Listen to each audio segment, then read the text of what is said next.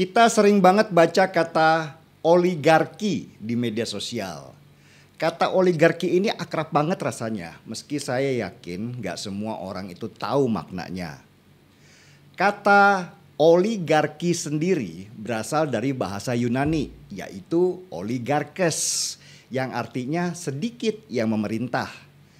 Atau arti yang lebih luas lagi yaitu pemerintahan yang dijalankan oleh orang-orang berkuasa dari golongan atau kelompok tertentu. Dan kata oligarki biasanya dikonotasikan menjadi negatif, di mana ada kelompok kecil yang mengatur pemerintah, gabungan penguasa dan pengusaha untuk merampok kekayaan negara. Jadi bedakan ya, oligarki dengan pengusaha beneran. Oligarki itu selalu bersentuhan dengan politik, karena dari politiklah dia mendapatkan sumber kekayaannya. Sedangkan pengusaha beneran adalah mereka yang bekerja tanpa ada tendensi politik apapun selain untuk menambah kekayaannya. Kalaupun ada pengusaha yang akhirnya menyumbangkan dana politik atau dana kampanye misalnya, itu bukan karena dia ingin mengatur negara dan menambah kekayaannya lewat jalur politik seperti oligarki, tetapi supaya dia aman dalam menjalankan usahanya tanpa diganggu oleh politik. Nah, apa contoh oligarki di Indonesia ini? Ya, contoh yang paling dekat itu di zaman Orde Baru. Selama 32 tahun memerintah, Soeharto menjadi titik tertinggi di dalam oligarki yang menyatukan penguasa dan pengusaha dalam satu kotak. Pada masa Orde Baru, tidak ada investasi besar di Indonesia yang bisa berjalan tanpa melibatkan keluarga Soeharto dan kroni-kroninya. Itulah kenapa keluarga Soeharto dan pengusaha-pengusaha yang dekat dengan keluarga mereka itu super kaya semuanya. Mereka harus menumpuk kekayaan untuk membayar kekuasaan yang mereka pegang. Rakyat itu hanya dianggap sebagai batu pijakan.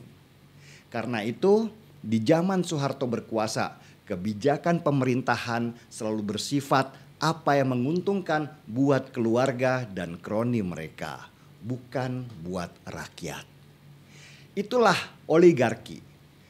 Dan pertanyaannya, sesudah oligarki Soeharto runtuh di demo mahasiswa, apakah oligarki itu masih ada? Masih, tapi tidak semasif Orde Baru. Oligarki yang ada di Indonesia itu sudah terbagi-bagi ke banyak partai. Kalau dulu di zaman Soeharto, meskipun ada 3 partai yang terdaftar, tetapi dalam prakteknya hanya 1 partai saja yang berkuasa, yaitu Golkar. Kalau sekarang banyak partai yang melakukan praktek oligarki karena memang adanya kesempatan. Cara melihatnya gampang. Lihat aja di mana ada elemen pemerintahan yang berhubungan dengan bisnis atau kuota impor misalnya. Di situ pastilah ada oligarki. Atau kita sebutnya sekarang namanya mafia. Ada mafia migas, mafia pangan, mafia hukum, dan banyak lagi. Di sana itu pasti ada partai dan pengusaha yang berkumpul membentuk komunitas kecil dan mengatur segala kebijakan yang ada. Salah satunya adalah Petral, oligarki migas yang pernah dibubarkan Jokowi ketika awal dia memimpin. Karena Petral lah yang mengatur harga minyak dan gas di Indonesia, bukan pemerintah. Jadi ketika ada tudingan oligarki kepada Jokowi, jangan percaya dulu. Karena bisa saja yang menuding juga adalah bagian dari oligarki. Ini seperti maling teriak maling. Mereka yang teriak biasanya karena tidak berkuasa. Nanti kalau mereka ada di kekuasaan, mereka juga akan berubah dari pejuang kebenaran versi mereka menjadi oligarki baru. Kekuasaan itu memang nikmat rasanya.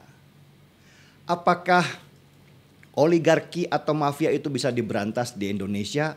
Wow, sulitnya minta ampun. Karena sistem pemerintahan di Indonesia menganut sistem demokrasi, bukan absolut. Dalam sistem demokrasi, apapun kebijakan pemerintah harus lewat restu dari DPR dulu yang berisi orang-orang partai dan di dalamnya juga ada pengusaha.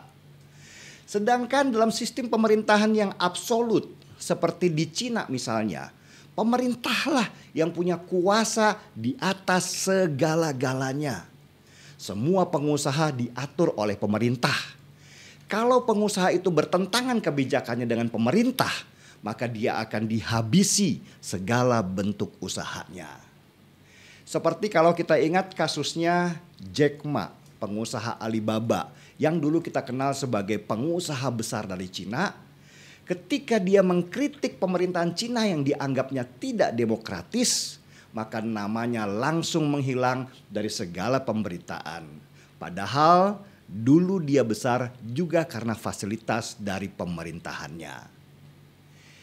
Di setiap pemilu itu berarti juga perang antar oligarki. Semua sama-sama hitam, semua sama-sama punya kepentingan sendiri.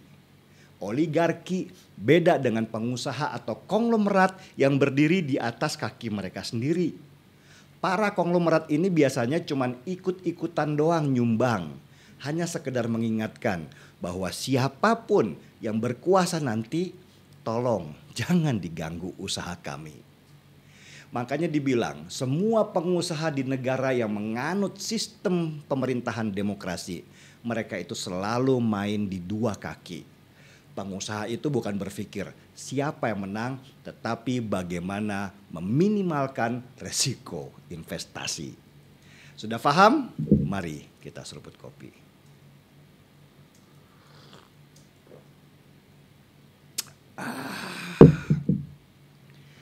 Gaspol.